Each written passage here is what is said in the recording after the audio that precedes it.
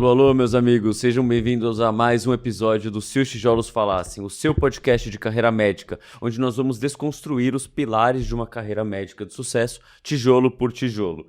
Hoje vai ser um episódio diferente, hein? O Pedro estava animado, nossa, ele não parou de falar sobre o episódio de hoje que a gente ia gravar. É isso aí, eu tô realmente emocionado. Hoje a gente vai ter uma gravação com o Dr. Wagner Kuroiwa, médico e artista plástico. Veio lá de Floripa só para gravar com a gente. Não, mas no fim foi uma agradável coincidência. Obrigado, viu, Wagner, por estar aqui com a gente nesse episódio. Vai ser um prazer a gente bater esse papo hoje. Satisfação imensa estar com vocês. Vamos conversar sobre arte e ciência aqui com muita satisfação. Que legal. Conta pra gente como é que foi, então, a faculdade de medicina. Vamos começar lá atrás, né? Desejo de ser médico, sempre quis. Isso é um sonho desde a minha infância. Precocemente eu dizia eu vou ser médico quando crescer. Uhum. Mas, paralelamente, eu também gostava de pintar. Eu gostava de desenhar e mostrava alguma pendor, alguma tendência para alguma habilidade em desenhar. Desde sempre. Desde sempre. Imagino que deve ter sido aquele aluno, sabe, que você olha assim na sala, aí tem um amigo que tá lá assim acompanhando a aula e tá só ali, e o cara vira, sabe, um baita desenho, né? No caderno. É exatamente isso. Inclusive, na faculdade, as bordas dos meus cadernos cheios de caricatura dos professores, dos colegas, era algo assim muito divertido. Mas a força de querer ser médico foi muito mais forte. E a arte, a medicina, a pintura, o desenho ficaram como hobby, como algo que eu fazia esporadicamente, mas nunca parei de pintar e desenhar. Como um prazer, não como um ofício. Prazer, não como ofício. E com algum sacrifício, porque à época havia alguma dificuldade, inclusive assim, econômica. Então eu trabalhava, estudava e acabei entrando na Escola Paulista de Medicina e me formei foi em 70, fiz de 71 a 76, sou da turma 39 da Escola Paulista de Medicina. Mas, ao mesmo tempo, sempre produzindo alguma coisa. Na escola mesmo, eu fui diretor de arte do centro acadêmico. Da época. Então, fazia cartazes dos nossos eventos, tal. Sempre foi algo, então, que me acompanhava, assim, de uma maneira muito prazerosa, né? E, por outro lado, isso, tanto quanto aquele sentimento humanitário que nos anima a perseguir a medicina como um sacerdócio, a arte também tem esse condão, né? Tem talvez uma missão que se aproxima muito da medicina. E dessa O pessoal geralmente fala, né, que medicina é arte, né? A arte da medicina. E a arte e a ciência ao mesmo tempo, né? Sim. A arte e a ciência ao mesmo tempo. Mesmo porque não existe doença, mas doentes, né? São seres humanos, essencialmente, que dão as suas vidas em nossas mãos. Então, esse sentimento muito forte sempre me acompanhou. E ele está presente hoje de uma maneira muito clara no meu trabalho artístico. E eu fico feliz em poder me dirigir a colegas que estão, né, alguns talvez numa fase da vida que tem alguns questionamentos, talvez. Né? Exatamente. Dúvidas, né? Pois é. Mas assim, falando em questionamento, imagina que o senhor deve ter feito, né, uma faculdade como a grande maioria das pessoas e tal, mas inevitavelmente, mesmo naquela época, sempre tem a pergunta, né? Qual o próximo passo? Vai escolher uma especialidade médica? Como é que foi para o senhor nessa ocasião ali, quinto, sexto ano, quando acabou a faculdade? Como é que foi a tua vida, assim? Eu sempre tive a ideia assim, da medicina, como já referi, como um sacerdócio. Então, eu queria clinicar da maneira que eu... Aliás, mencionar, né, Cronin, A Cidadela, né? Parece que é uma referência muito boa. E também Luxfield, o artista Luxfield, né? Que pintava lá a clínica. E o clinicar é o debruçar-se sobre o leito, né? Debruçar-se sobre o paciente. Então, isso tudo sempre esteve meio que mixigenado na minha consciência artística, né? No meu desejo médico, assim, da forma mais cândida possível, no sentido humanitário. E eu, de certo modo, persegui isso de uma maneira quase assim obsessiva, porque quando eu fiz o colégio, assim, o científico na época, eu trabalhava de dia e estudava à noite. Tá. Quando eu entrei na faculdade, eu estudava o dia inteiro e trabalhava à noite. Então foi um período difícil, mas que me dava uma alegria muito grande. Eu estava fazendo aquilo que eu queria, né? Tinha propósito ali, né? Tinha um propósito, uma meta, um objetivo muito claro, né? E dizer também, né, que todo esse esforço dá uma grande compensação, né? Você fazer aquilo que você deseja da forma mais ardente possível. Né? E talvez até uma relação diretamente proporcional, né? De quanto Sim. mais esforço, mais você se sente recompensado. E mais você valoriza, né? Sim. Então, mais Com você certeza. valoriza, né? Então, quanto à a especialidade, eu queria clinicar, né? Eu queria clinicar. E aí, logo após ter me formado, eu comecei a clinicar. Claro, com a grande maioria dos colegas, fui para o serviço público como clínico. E aí, num dado momento, é curioso, porque cada médico tem o seu paciente. Mas quando você opta, por exemplo, para fazer saúde pública, ou que seja saúde pública, você não tem um paciente, você tem muitos pacientes. Então eu acabei fazendo saúde pública. E logo que eu fiz saúde pública, eu fiz concurso público e fui diretor da regional do Grande ABC. E fui diretor lá fui diretor de uma unidade de saúde, depois fui diretor da vigilância sanitária do Grande ABC. E daí, nesse momento da sua vida, você não tinha mais tanto contato com a assistência propriamente dita? Eu passei mais a ser gestor, Sim, então, a partir desse momento. Mas com esse sentimento de responsabilidade médica, né? Sim. Olha, hoje, a região do ABC tem cerca de 2,5 milhões de habitantes. E você cuidar de saúde pública, você tem a responsabilidade sobre 2.500 vidas, 2.500 almas, né? Então, é algo que tem que estar muito claro nas suas ações, né? Na sua forma de você agir dentro de uma conduta ética, ritelina, né? E bem assim calcada são os princípios daquilo que nos formou como médicos, né? E por necessidade, então, eu acabei fazendo direito sanitário, que foi a primeira turma de direito sanitário do país, que foi feito na USP. E, na época, o curso foi ministrado pela Faculdade de Direito Largo São Francisco e a Faculdade de Saúde Pública. Isso é uma pós? Uma pós que corresponderia hoje a um doutorado, porque ela tem 600, quase 800 horas. Carga horária era puxada. Carga horária puxada, teve defesa de tese com banca e nota. Nossa, era um doutorado. Um doutorado mesmo. Foi um doutorado. E como ela foi o direito sanitário, ele tem um amplo espectro, na nossa turma tinha promotor e tinha juízes fazendo direito sanitário. E alguns deles, por serem advogados, entraram com ação para obter o título de doutor, colocado nos fatos que foi o curso. Eu achei que seria gozado, né? Um médico tem uma visão diferente, talvez, de alguém ligado à área jurídica. Eu falei, olha, eu não me sinto à vontade de acionar a minha faculdade também, né? Por uma razão tão... Eu falei, eu vou continuar assim, não tenho... Não preciso prática, desse não vai título. Eu vou aplicar, mas não vou ostentar nenhum título. Não me pareceu apropriado. Perfeito.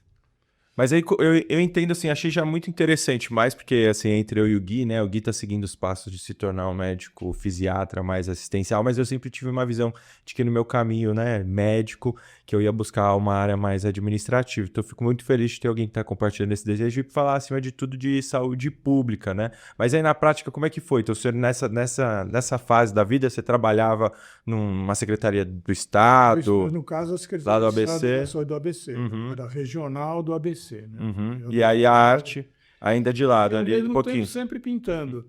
E a partir do final da década de 80, é curioso, né, essa chama da arte, tanto quanto a chama da medicina.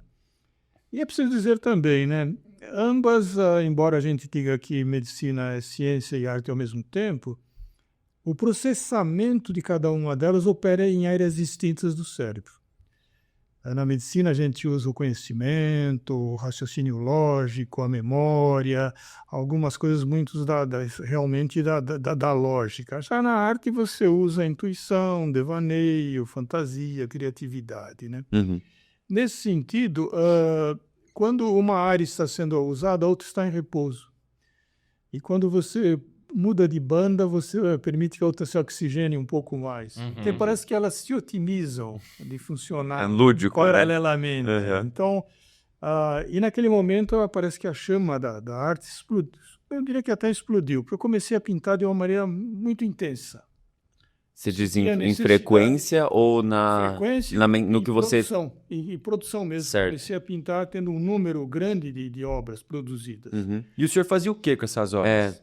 Eu ia perguntar exatamente Você isso. vai Armazenando. vai acumulando. Então, eu posso dizer que embaixo da cama tinha quadro, atrás do sofá tinha quadro. Não tinha ainda Não passado vendia. por uma exposição. Não, mas então, de vez em quando. ato seguinte, expor, né? Você está com uma produção razoável, você resolve expor. Sim. E como que é essa história de expor, assim? Porque eu sempre me pergunto, né? A gente vê muita gente que produz a arte, mas uma coisa é você, além de fazer, mas divulgar, né? Que eu acho que é sempre um desafio. É interessante isso, porque assim, quando criança, ela provavelmente é o artista mais autêntico, né? Que ela produz sem qualquer crítica. E quem é o primeiro público dela? Provavelmente o pai, ou a mãe, um ente querido. Uhum. Ela nem assina, né? Depois a escola, aí os coleguinhas vão ver, a professora vai ver. Quando a gente vai votar, eu gosto de votar por um motivo adicional, né? A escola geralmente é aquela exposição nos corredores. Sim, é Eu verdade. vou lá e fico me deleitando com tudo aquilo. A escola que eu boto, inclusive, é pré-escola. Olha, As que cadeirinhas maravilha. tudo baixinho lá, os mesários ficam tudo sentadinho baixinho, mas é cheio de desenho de criança mesmo. Exatamente. Então, você vê que o público, sem querer, ele vai aumentando. Até o momento que você percebe que você, na verdade, está fazendo uma coisa que é assim, nada existe até ser contado. Esta é uma verdade. Os pintores rupestres não faziam aquilo imaginando, eu vou estar num livro de arte. Mas eles estavam nos mandando uma mensagem e nos contando sobre a vida deles, que passou a fazer parte da nossa vida hoje, porque existe, se não fosse por eles, não existiria. Uhum. Então você sente que você está produzindo algo como uma mensagem que alguém vai receber, de alguma forma vai receber. Isso acho que é um grande salto na produção, porque você percebe que você tem um meio de dar existência a algo. E quem dá existência a algo? Você vê que não, né? Uhum. Dá para até se pensar em um semideus. Sim. Então você percebe que você pode ultrapassar o limite de meramente ser aquilo que reproduz o visível para tornar algo visível. Isso é de Paul Klee, não é da minha lábia. Mas é uma verdade, é uma grande Sim. verdade. Né? Então a gente... aí você sente prazer de expor e ver as pessoas interagindo. Parece que é como se o universo, de repente, se expandisse. Uhum. Ele se expandisse e, da forma, lembra do conceito de conjunto, né? Não é uma interface, é uma interseção. E aquilo vai se ampliando. E aí, quando você vê o que é um grande mestre, aí você fala, aí está, né? A grande chave de fazer algo até para o futuro, que há de durar talvez 20, 30, sei lá quantos mil anos até, né? Então, esse é um momento importante. Aí você começa a produzir cada vez mais, né? Produzir. E com um prazer renovado. A grande satisfação de estar realizando é algo assim que... Quando você falou do raio-x, eu até pensei, poxa, você acho que sentiu o prazer de escrever ali, né? Não, várias vezes que depois eu preciso, acho que até contar essa história que os nossos ouvintes não devem conhecer, né? Mais da obra de arte que eu fiz do raio-x. Eu lembro quando eu fiz uma vez, não ficou legal, porque aquelas letrinhas eu usei papel alumínio, né? Então eu coloquei papel alumínio, peguei letrinhas de brinquedo de criança, o C, sabe aquelas que a criança vai montar uma frase? Aí peguei o C, aí recortei, em volta, colei o alumínio meio que na letra, porque Esse ali não dá pra ver que é assim. Aí você colei assim em cima e bateu a chapa. Uma vez não ficou legal, as letrinhas não eram boas, tal, e fui fazendo de novo. E o que eu acho interessante às vezes acho que isso não é só na arte, mas em qualquer processo manual, que às vezes você realmente não vê o tempo passar ali, né? E muitas vezes eu sinto isso que minha mulher tem esse problema quando ela assiste série, que ela não gosta de terminar as séries que ela começa, porque fica aquela coisa, putz, tá tão gostoso fazer isso que eu não quero que acabe, né? Eu acho que também motiva você sair de uma obra para outra, né? Porque você volta, tá sempre ali fazendo alguma coisinha. Mas você vê como... Eu não diria que foi sem querer, mas que ao falar você vai perceber a emoção que você fez e a emoção do público que você queria atingir, que era um coração. Então, aquilo tinha já uma mensagem clara e não era cifrada, para alguém em especial. É muito simples ampliar isso, né? Ampliar quando você imagina as pessoas, os seres humanos difuso, anônimo, que você não conhece, que poderá eventualmente achar o seu trabalho até abjeto. Poderá achar o seu trabalho algo repugnante, né? Mas a energia que você colocou naquilo, ela vai fluir. E por isso eu digo que a energia para mim, a arte para mim é energia em trânsito. É como o calor, é como a luz que vem do Sol, apenas 150 milhões de quilômetros em 8 minutos. A energia saindo de você para a tela. Não. Para as outras Não. pessoas. A obra, ela concentra aquela energia que vai da obra para o espectador. Sim, entendi. Ela é energia em trânsito. A arte é energia em trânsito, né? O autor, ele deposita aquela energia numa obra. Mas se ela não tiver energia suficiente, ela sozinha, como o decaimento de um material radioativo, ela vai se extinguindo. E ela tendo energia, ela vai ficar irradiando aquilo como as pinturas rupestres. Até hoje elas causam emoção em quem deposita os olhos. E é gozado isso, já que estamos falando, né, de medicina. A prova de que a arte é energia em trânsito é a síndrome de Stendhal. A síndrome Stendhal, o escritor, Henri-Marie Seibel, ele escreveu Vermelho e Negro, Vermelho e Preto, um romance extraordinário. E ele esteve em Firenze em 1819, por volta disso. E ele, ao visitar a Basílica da Santa Croce, em Firenze, tem os afrescos de Giotto lá, Giotto de Bondone, um precursor do Renascimento, ele está logo por ali. E o Stendhal, quando ele viu, Stendhal era o pseudônimo dele, né? Quando ele viu aquilo, ele olhou e teve assim, primeiro arrepiou, depois ele ficou sem fôlego, o coração disparou, ele sentiu tontura, sentiu náuseas, quase vomitou e quase desmaiou. E ele escreveu isso. Só recentemente, no final nas décadas de 80, 90, uma psiquiatra italiana registrou diversos casos dessa manifestação. E ela denominou de síndrome de Stendhal em homenagem ao Esse episódio. ao episódio. E aí eu pergunto, é possível conceber uma manifestação de tal magnitude numa pessoa se não houver energia em trânsito? Sim, Possível. quase uma evidência. Nós não temos síndrome de Stendhal, mas quantos de nós nos emociona quase as lágrimas ao ver uma obra de arte que nos toca, né? Sim. Eu sei de uma pessoa que viu uma obra de arte e foi quase às lágrimas. A esposa dele. A minha foi. Sim. Ela viu aquela obra de arte, ela, né, realmente Foi. deve ter ficado muito comovida. Muito. E vai, Ou deixa eu... seja, muita energia em trânsito. Né? Com certeza. Sim. Deixa eu fazer uma pergunta. Nesse momento que você estava trabalhando com a gestão na área de saúde pública e teve essa explosão eu imagino, de criatividade, né? De explosão artística. Tinha uma correlação do trabalho médico na sua pintura ou não? Isso vinha de outra parte de você? Isso é quase que algo assim inerente e imanente. É impossível separar. Porque o autor, o artista, e eu aí incluo, né, seja medicina, música, literatura, mesmo que você não queira, você vai estar registrando as emoções que você está vivenciando de alguma forma, né? Pode ela não estar assim de maneira objetiva, Explícita. mas vai estar implícita. Né? Você carrega ela ali, né? Ela carrega ali, vai estar presente. Né? Então, certamente, há relação, né? E até aí precisaria como verbalizar tudo isso que se passou, né? Porque são muitos fatos, né? Eu enfrentei alguns episódios que isso ganhou até a grande imprensa na época. A região do ABC teve um episódio de intoxicação por metanol.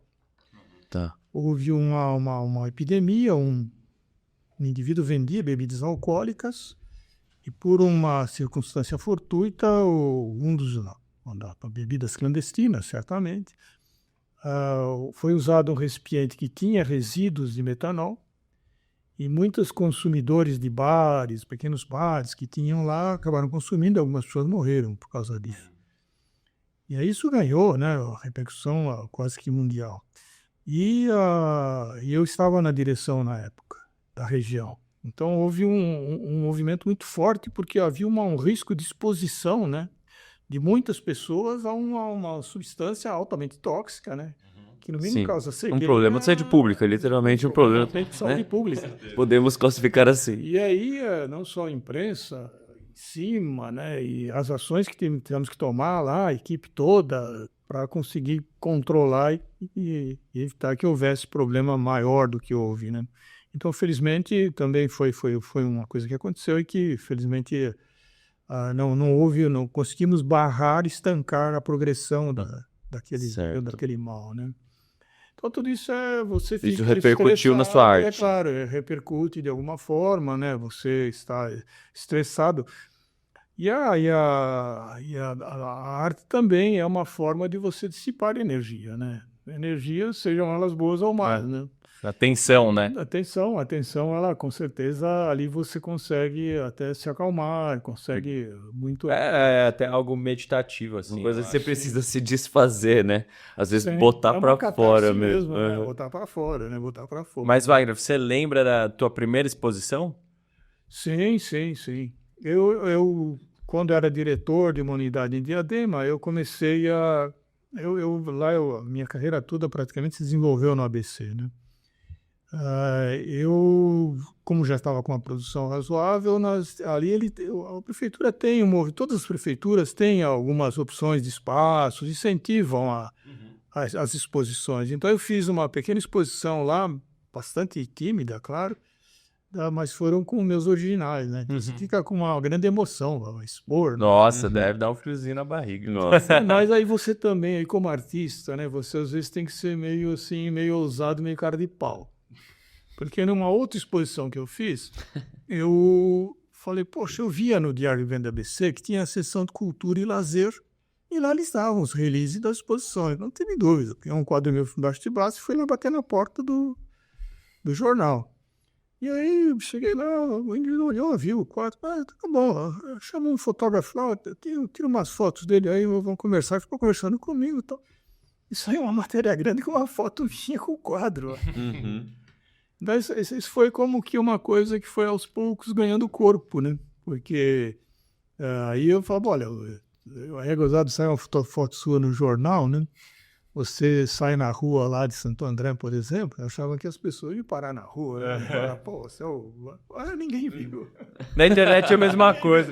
Ninguém vê. Ninguém nunca viu nada. Então, o artista tem que estar assim. Pra você, né? É 100% da estatística, ele está exposto, todo mundo viu. É uma espécie que nem uma piada, o indivíduo, o marido está entrando em casa e a mulher fala, querido, você viu que você saiu no jornal? Ele tá com uma pilha de jornal desse tamanho no pau. Eu vi e queria dar pra todo mundo, né? Eu mostrava todo mundo. Mas você vê, com isso, né, a carreira artística vai correndo paralelamente e numa das exposições que eu fiz lá, até num espaço público lá de São Bernardo,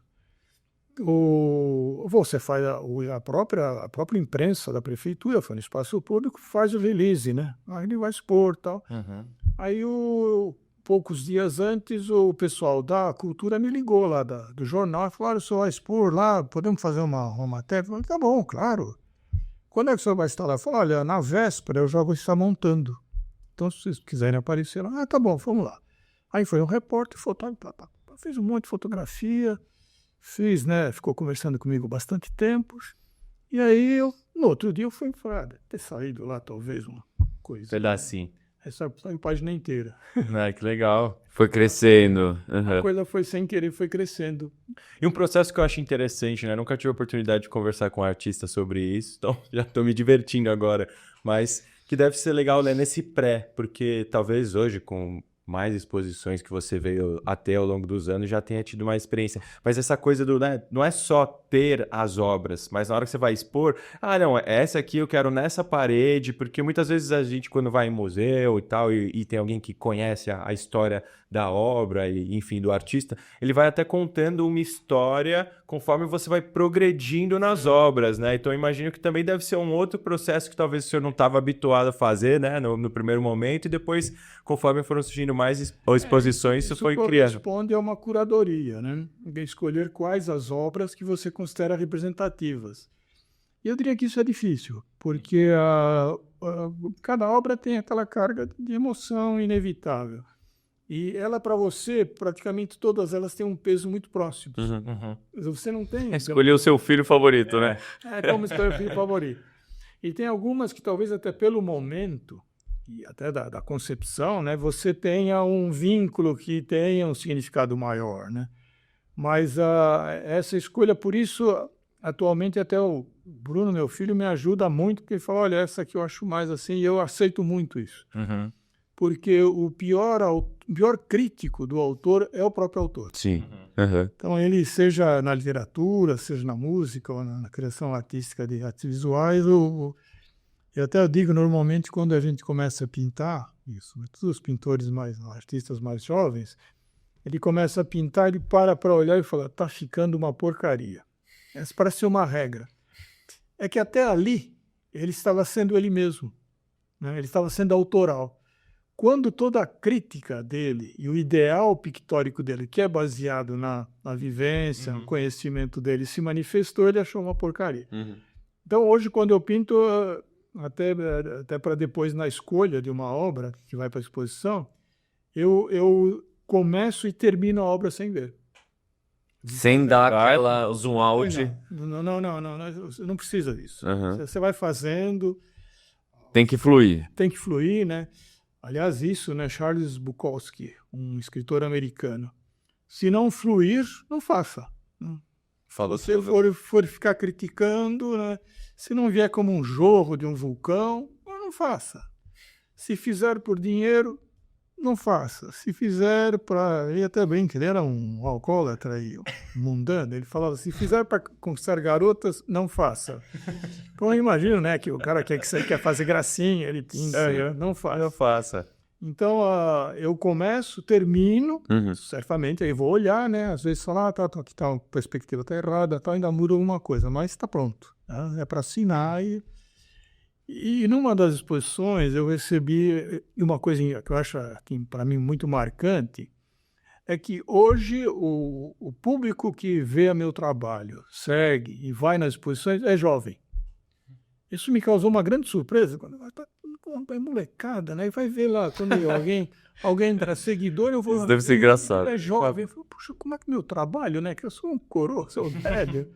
E o indivíduo é jovem, né? Bem... E muitos são artistas. E um deles me perguntou numa dessas exposições, como ser um artista autoral? Chega a ser curioso, né?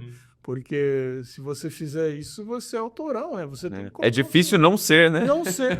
No entanto, é isso. Então, a explicação é essa. Se você colocar toda a sua crítica excessiva e não permitir que ela flua espontaneamente, você deixa de ser autoral. Eu acho que tem um processo interno que essa pessoa que te fez a pergunta devia estar combatendo, que é se você transmitir tudo ali para a obra sem a crítica, tudo é quase como você se colocar numa posição de vulnerabilidade, que depois as pessoas vão olhar o que você jogou ali na tela, que é puramente seu, né? E outro insight sem nenhum tipo de crítica, sem nenhuma tentativa de correção, de tentativa de aperfeiçoamento, é do jeito que você sentiu. Um insight que eu tive, Gui, quando vocês estavam conversando sobre isso, que achei muito curiosa mesmo essa pergunta, né? Como que um artista vai fazer um trabalho que é autoral, né? Se a gente traçando um pouquinho um paralelo para uma coisa que a gente está muito ligado recentemente, que é a carreira médica, né? E conforme as pessoas jovens também, né? Colegas nossos, até o pessoal que está na faculdade acaba procurando a gente para conversar um pouquinho sobre isso. Muitas vezes é difícil, né, a pessoa olhar e falar, putz, eu queria...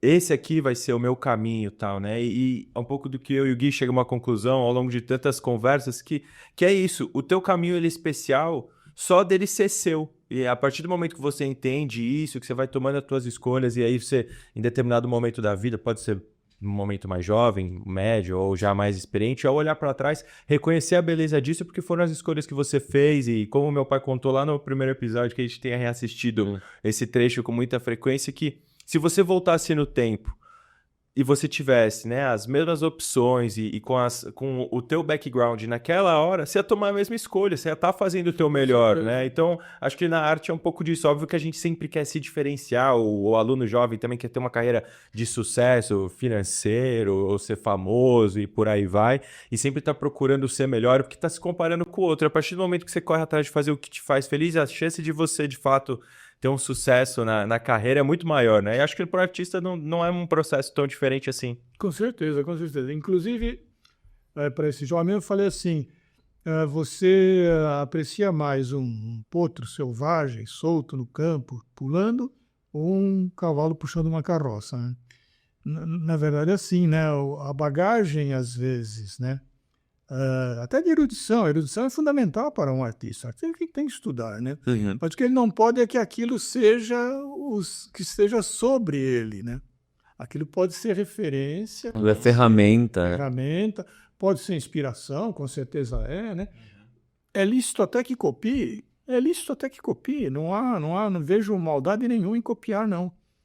Aliás, né? Picasso falava, né? Bons artistas copiam, grandes artistas roubam. É sinal que ele surrupiava algumas ideias e coisas que ele via e ficava claro na obra dele, né? Algumas coisas africanas, máscaras, tal, eram nitidamente coisas que ele viu, né?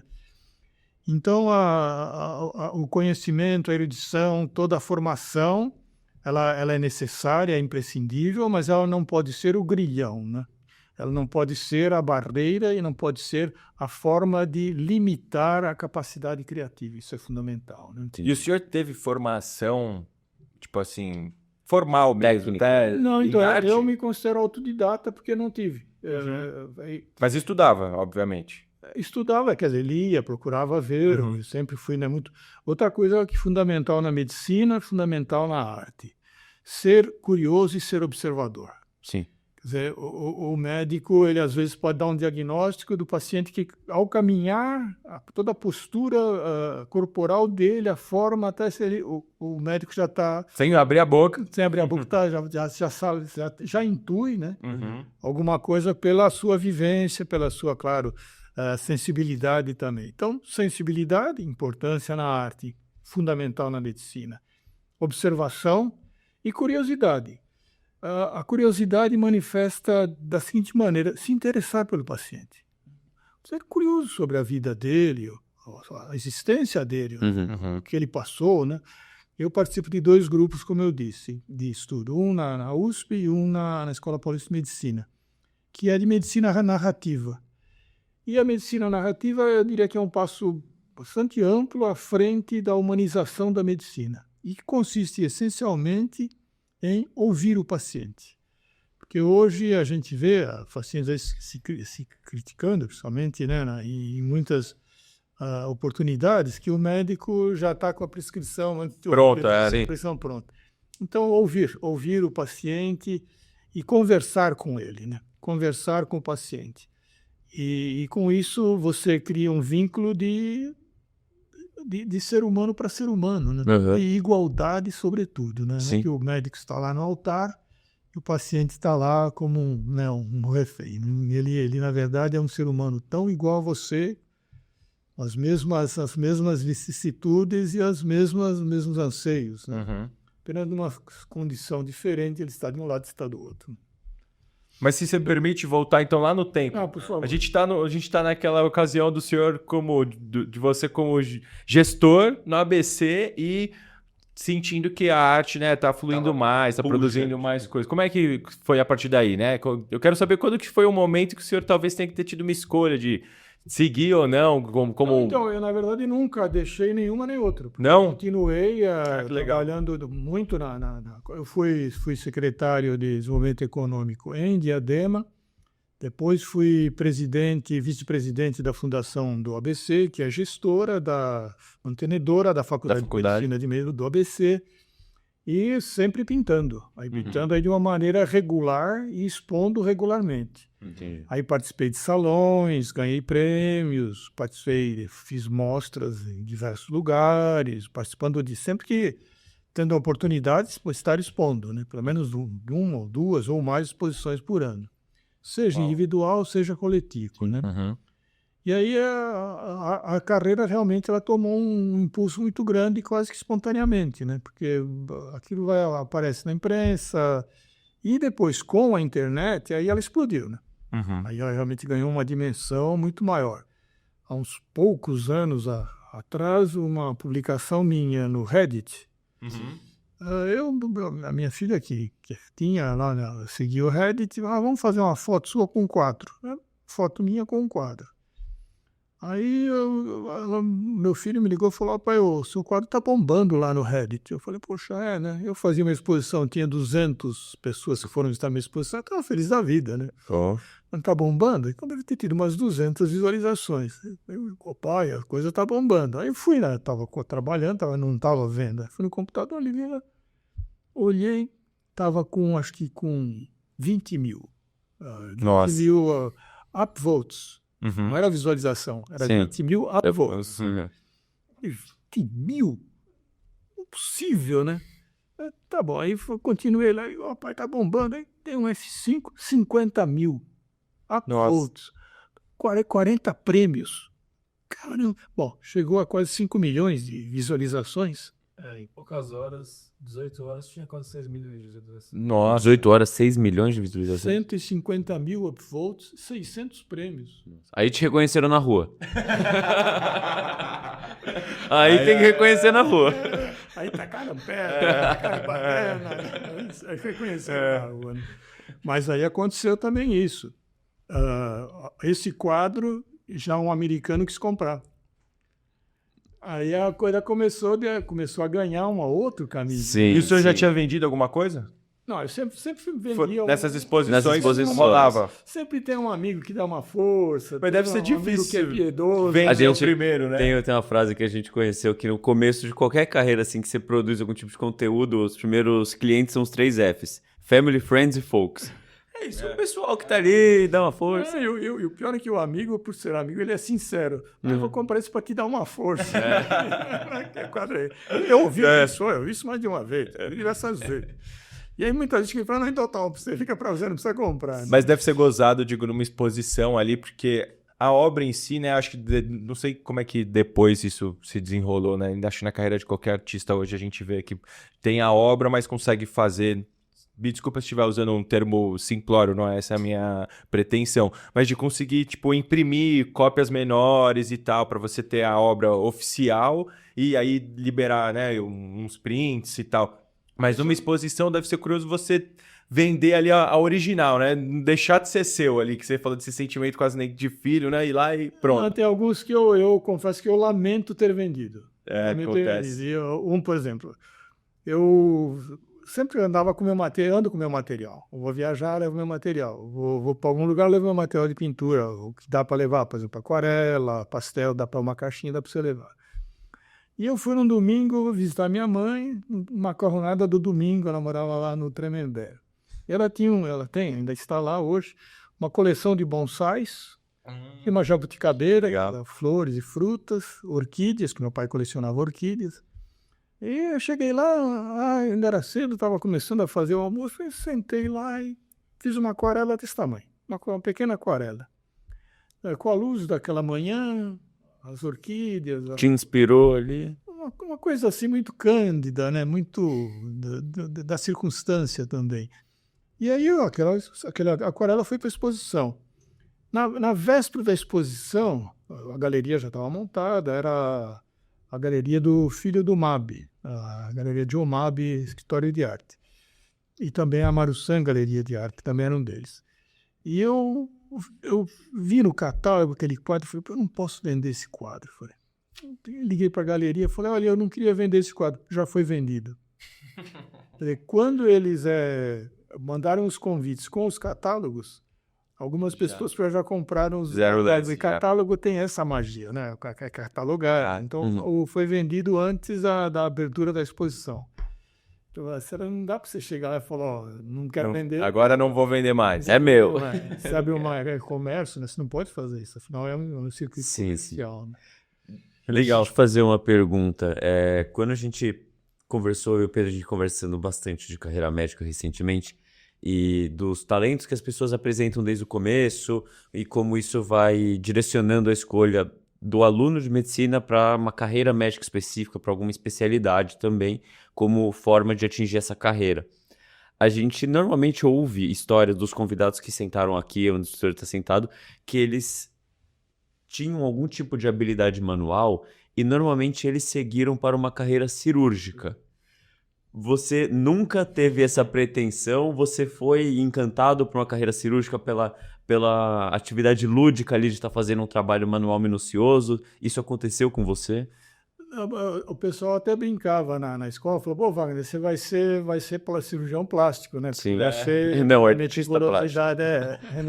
No fim foi artista plástico, não cirurgião plástico. Mas eu nunca me encantei pela cirurgia. Tá. A gente fazia cirurgias, no curso você tem que fazer, né?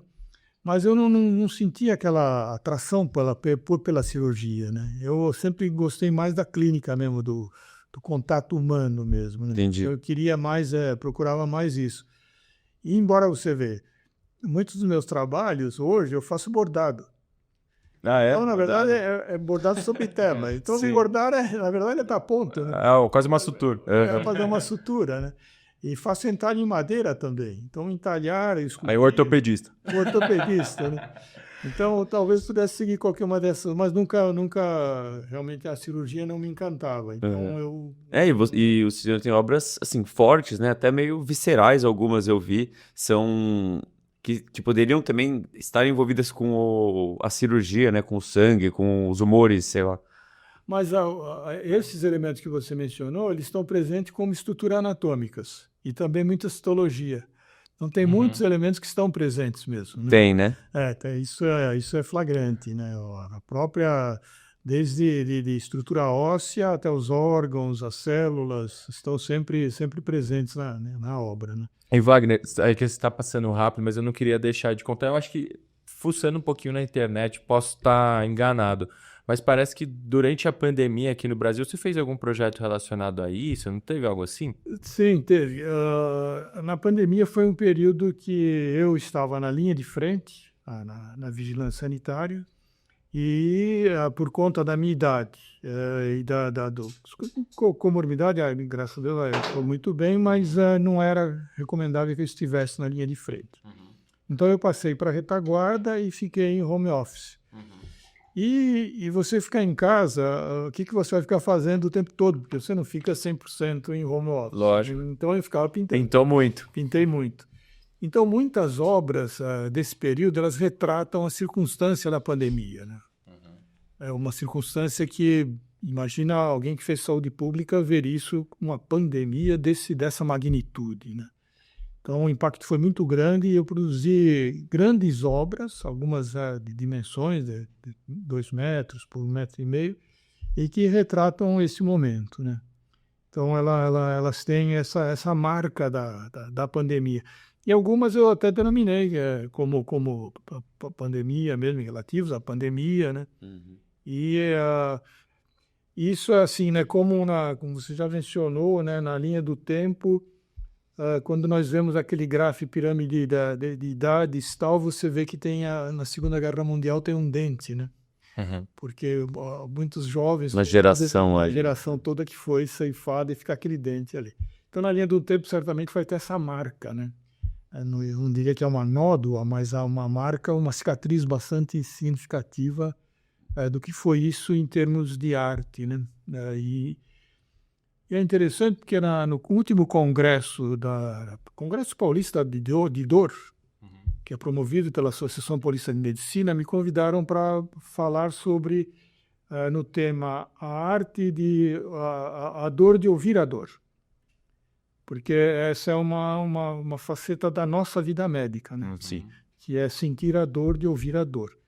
E o tema que me propuseram, e claro, eu aceitei, foi a arte e dor. Então, e quando foi proposto o tema, né, eu fui refletir sobre isso, né? E a medicina, se a gente for ver na arte, tem muitos paralelos registrando a dor. Mas aí quando você pensa assim, mas a dor registrada como documento, e a dor do artista, onde está? a dor do autor, a dor de nós médicos. Uhum. Então, é um campo muito vasto, um campo extraordinário. Interessante mesmo. E aí eu fiz, então, a minha palestra e no preparo dessa palestra eu fui parar, claro, em antroposofia, porque você tem, né, o sopro vital, tem a alma e tem o espírito. E aonde você vai ver, de Rudolf Steiner, você vai ver isso nas obras de arte, né? A dor, seja ela orgânica, que está muito exemplificada em diversos trabalhos artísticos, desde Marat, lá no Leito de Morte, né? A própria Charlotte Corday com a faca na mão, coisas assim bem orgânicas, né? Até a alma do artista que você vê em Munch, uma alma sofrida, né, que está nos traços do expressionismo, né, da forma. O grito de Munch é um lancinante, né, e está não apenas no tema, mas na forma de pintar, né. E aí eu até mencionei na época, e Van Gogh, né? Van Gogh, pouco antes de um dos seus quadros mais magníficos, ele resolveu se casar. Achou que ele devia constituir família. E tinha uma jovem lá, que tinha até um vínculo familiar com ele, que ele resolveu se declarar para ela. Isso está em Cartas a Theo, que é do irmão dele, né? E quando ele se declarou, ela disse assim, não, nunca, e se afastou rispidamente dele. Acho que eu nunca vi um não tão eloquente, né? Nunca. Irretratável e irrecorrível, né? Me dá um tempo. Não, é não nunca. E na Cartas a Theo a gente vê que isso foi uma coisa que marcou profundamente a alma dele. Aquilo é uma coisa tão dolorida de você ler, né? Ele descrevendo isso para o irmão dele. Mas o que você vai ver na pintura dele é o que era o espírito dele. Porque as pinturas são luminosas, elas são radiantes, elas são tão cheias de vida que aquilo não chegou no espírito dele. Ele continuou pintando com aquela mesma placidez, com aquela mesma serenidade, ainda que os traços fossem vigorosos, né? Eram traços rudes até, né? Muito de Robusto, forma né? expressionista, já pronunciava o expressionismo, né?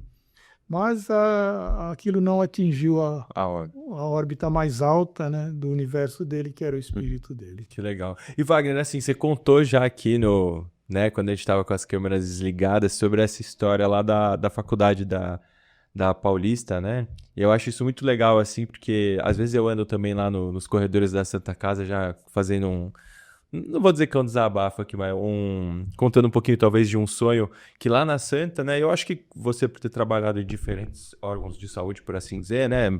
Físico, estrutura física, eu quero mencionar, que sempre tem também umas obras, né, relacionadas à saúde. Então, na Santa Casa, vira e mexe, você está caminhando nos corredores, tem ali uma obra, mesmo no INCOR lá, que meu pai que é cardiologista, quando eu vou visitar lá no hospital, tem a obra no coração que está ali, você vai no Einstein, outro dia eu fui lá, fiquei abismado a quantidade de obra mesmo, que eles têm vários cantinhos, tem ali, está indo em direção à diretoria, tem uma obra, outra, tal, eu falei, pô, um dia eu vou ter uma obra minha aqui nos corredores da Santa Casa, né? E aí eu imagino que você, na ocasião que foi lá, né, retornou à escola, onde foi a tua origem. Não, eu queria que você contasse essa história, porque eu acho que ficou muito legal. Quando nós temos essa vocação médica, né? E para nós a vida é a coisa mais importante, caro sublime. E quando nós ingressamos na medicina, o seu primeiro impacto é com uma sala. No nosso caso, da minha turma de medicina, de 1971, da Escola Paulista de Medicina, 30 cadáveres. Ou seja, o primeiro contato seu de que valorizar a vida é com a morte. E morte de seres humanos anônimos, absolutamente anônimos. Porque na época, hoje, os corpos que vão para estudo, você tem que fazer a sua doação em vida, lúcido, consciente, assina um documento. Na época, pessoas que morriam anonimamente nas ruas, elas eram destinadas a estudos sem maiores providências. Então, eram pessoas que não tinham quem reclamava o corpo, ou seja, eram absolutamente anônimos, não tinham nome, não tinham identidade, não tinham nada, estavam lá estirados, servindo ao nosso estudo. Seres humanos anônimos que, por curiosidade do destino, que tiveram uma vida certamente miserável, foram, através das nossas mãos, se tornar grandes benfeitores à humanidade. cederam seus corpos Uhum. por uma circunstância fortuita do destino. E me causava um sentimento muito forte de respeito e de pensar também que os faraós tinham lá suas tumbas, né, folhadas a ouro, né? E aqueles seres humanos benfeitores da humanidade estavam lá estirados em mesas de inox para que nós os vilipendiássemos. O melhor das intenções, claro.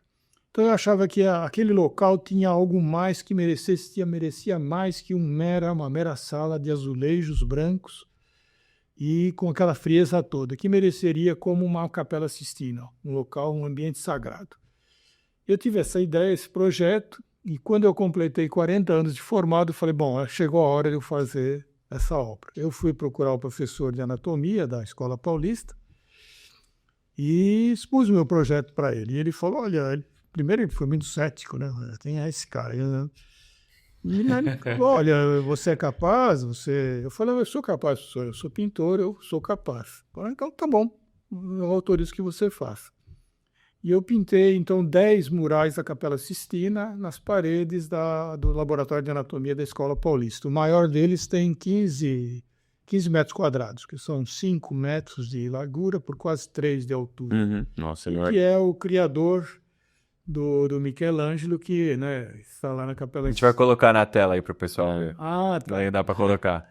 Eu até eu fico muito feliz porque o professor, o pessoal também ficou muito, assim, impactado com a obra e colocaram uma pequena placa com o meu nome e tem uma foto minha lá. Uma homenagem. Não, é autoria, né? Não dá para escapar, né? Foi você que fez. Mas eu acho legal, imagina assim, eu tenho um pouco esse olhar das coisas, né? Mas imagina assim, que sorte do aluno que entra numa sala como esta, cheio de obra e tal, e toda essa história, né? Sabe o que é engraçado? Desculpa te interromper. Quando você que tá em casa ouvindo a gente no seu fone de ouvido, ouviu pela primeira vez essa história. A gente já teve a oportunidade de ouvir aqui no nosso warm-up, a gente já ouviu essa história, agora ele recontou. Na primeira vez que o senhor contou, eu tinha entendido dessa forma, né? Que privilégio pro aluno chegar na sala e ver isso. Mas agora, na segunda vez que você contou, eu percebi que toda essa ambientação, né, quase uma exposição numa sala de anatomia, foi também para honrar o cadáver que tá lá. Eu não tinha entendido isso na primeira vez, né? Que sorte Também. pro cadáver, né? Pra pessoa que está ali. Mas ali eu também acho que é porque na aula inaugural daquele ano, era o professor Prats, o titular ainda, que toda a Escola Paulista adora o professor Prats. E me convidaram para participar da aula inaugural, com os 120 alunos lá. E eu senti honrado, fui lá, né? E ficou o professor Prats, eu e o professor atual, que era o professor Alonso, da anatomia, lá eu sentei no meio. E eu fiquei tão emocionado, mas tão emocionado, porque eu estava ali sentado vivenciando algo que tinha se passado há 46 anos atrás. Com a sua primeira aula lá na sala de anatomia. No outro ponto de vista agora. Um outro ponto de vista, né? Fiquei tão emocionado que eu estava me segurando para não chorar, realmente. Lógico. Para não ir nas lágrimas. Aí o professor, pouco antes, o professor falou, olha, primeiro vai falar o professor Prats, depois vou falar eu, depois falar você. Então, tudo bem.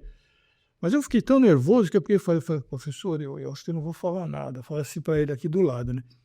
Gozado, né? Como o professor não é professor por acaso, né?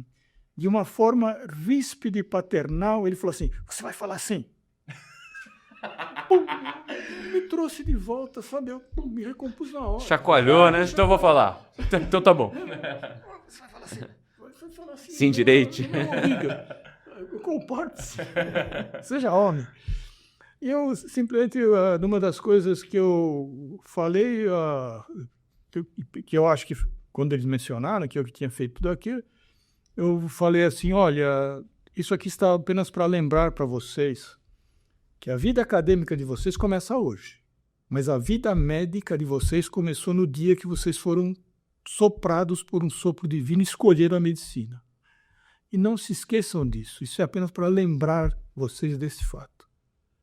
E falei algumas poucas palavras e parei por aí, né?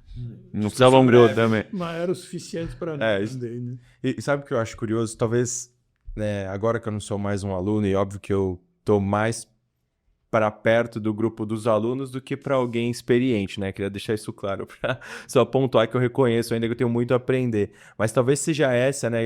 A sensação que eu tenho é que realmente quando a gente é aluno, talvez a gente não perceba a grandiosidade até da instituição, como da história das pessoas, de valorizar tudo que elas fizeram, sabe? Talvez seja essa a definição até de aluno, não que o aluno não possa refletir sobre isso, sabe? Mas muitas vezes, hoje, eu tenho essa consciência de talvez olhar lá o cadáver e entender, né? Putz, né? Tem a missa lá, mas parece que quando você é aluno, você tá ali, só uma coisa vai, muitas informações, ainda mais hoje na faculdade e tal. E imagino pro aluno que viu o senhor lá e, meu, às vezes deve ter aquele que tava no fundo da sala viajando, não tava reconhecendo. Desenhando. Nem ouvindo, exato, desenhando. pode ter existido esse cara, né? Mas que legal. E hoje, o senhor tá atuando ainda? Não, agora eu parei, né? Até pela idade. Eu apenas participo desses grupos que fazemos reuniões, às vezes reuniões literárias, para discutir um autor, discutir alguma obra em particular, alguém fala sobre algum livro ou uma música. Então tem essa parte, mas a exercício não estou exercendo mais. Aí tá mais focado na arte. Mas a arte, Agora, com certeza. praticamente só me dedico à arte, né? Mas tá produzindo bastante.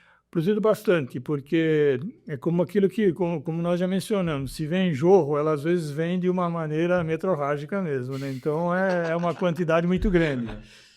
Só para você ter ideia, e é interessante mencionar isso, porque às vezes a gente fala assim, a quantidade é grande, a qualidade cai, né? Mas quando você é fiel àquilo que você faz, a qualidade se mantém, porque é você a sua cara, né? Não é melhor nem pior.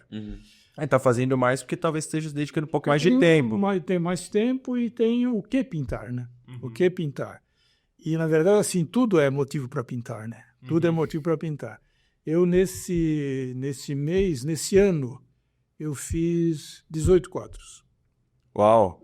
Mas são pequenos, né? São quadros. Desde o começo do ano? Até hoje. Ele falou que fez um lá que ele não queria vender numa sentada ali, esperando até Hoje é dia terminar uma 19 de cabanada. janeiro, está que a gente está O gravando. dia da gravação, exato. Alguns trabalhos você demora meses para fazer, mas esses trabalhos menores realmente dá para fazer em tempo mais curto. Eu queria aproveitar que a gente já está caminhando para o final do episódio. A gente gosta sempre de pensar, a gente retratou grande parte do passado, chegamos no presente. Agora, você tem alguma obra ambiciosa que você está planejando? Como que vem o processo produtivo agora daqui para frente? Próximos passos. Já está nessa metrorragia que você falou, mas é uma produção com muita quantidade, mantendo a qualidade. Como você está enxergando 2025? Então, ano passado eu fui convidado, participei como hors concours do Salão Contemporâneo de Arte Contemporânea de Bunkyo. E resgatando uma ideia que eu tive já naquela época que eu produzi trabalhos em raio-x, eu apresentei um trabalho que eu chamei de invasivo e que eu usei 250 radiografias.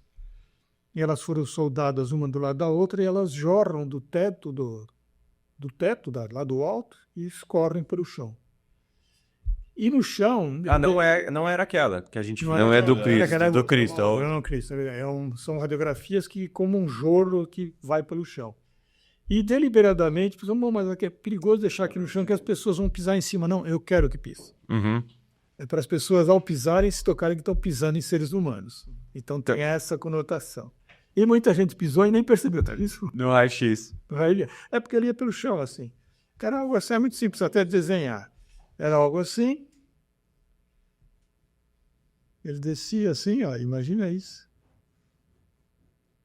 Em raio-x, e aqui tinha 6 metros. Muito legal. Então, e aqui, como aqui era o corredor, as pessoas iam e pisavam em cima. Pisavam. Quer deixar alguma mensagem final aí? Se o senhor entendeu nosso público desses médicos jovens que estão procurando definir um plano de carreira, muitas vezes ele está relacionado a um pouco disso que eu acho que a gente conversou bastante no episódio, que é a busca por um propósito, né? Eu mencionaria um fato que é assim, né? O John Hopkins Hospital, é certamente o melhor hospital do mundo, ele faz a submission dele periodicamente, seja para renovar o quadro, seja por questão vegetativa de médicos que saem e tal. E na ficha de inscrição da submission, tem uma perguntinha assim, lá no rodapé. Está assim, se o candidato tem algum hobby. Aham.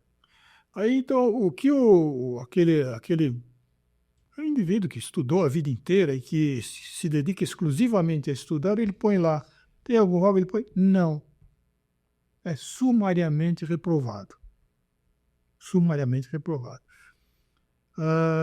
Isso que nós mencionamos, né, de você ter uma atividade paralela e oxigenar áreas distintas, eu acredito que é fundamental para quem vive o que nós vivenciamos. Um equilíbrio. Um equilíbrio. Então, é fundamental que a gente tenha alguma coisa que faça paralelamente. Quer dizer, é uma forma de otimizar aquilo que para você é essencial, que é a medicina. Uhum. E você vai ver que daí o outro lado começa a se beneficiar disso. E ele também vai se crescendo. Então, e outra coisa, o fato de você, quando você escreve lá que não tem nenhum hobby, é que eles também não querem lá máquinas. Eles querem seres humanos, né? E o ser humano tem essa índole de diversidade, né? De ter um espectro bem amplo dentro de si, de ver desde as coisas comezinhas, com muito valor, até aquelas coisas que podem parecer as mais grandiosas possíveis. Uhum.